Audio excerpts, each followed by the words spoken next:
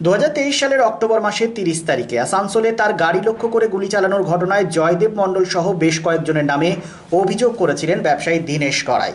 এই মামলায় মূল অভিযুক্ত জয়দেব মণ্ডলকে খুঁজে পাচ্ছিল না সিআইডি। প্রসঙ্গত, চলতি বছরের 21শে মে আসানসোল সিবিআই আদালতে কয়লা পাচার মামলায় চিকিৎসার কারণ দেখিয়ে অনুপস্থিত ছিলেন জয়দেব মণ্ডল। সেদিন সিবিআই আদালতে সিআইডি গিয়েছিল জয়দেব মণ্ডলকে খোঁজার জন্য।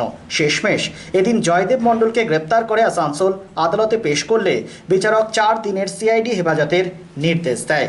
এসবিএন আসানসোল।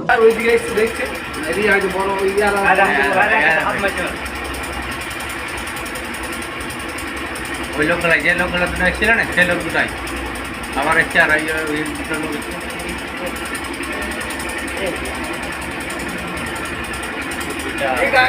নম্বরটা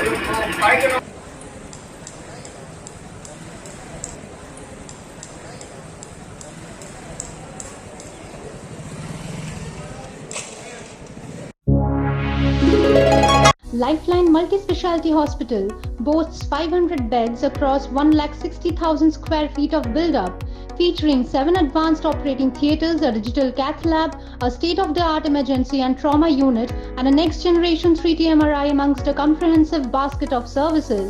Renowned super specialists from premier institutes deliver top-tier care, supported by digitalized integrated healthcare for seamless coordination.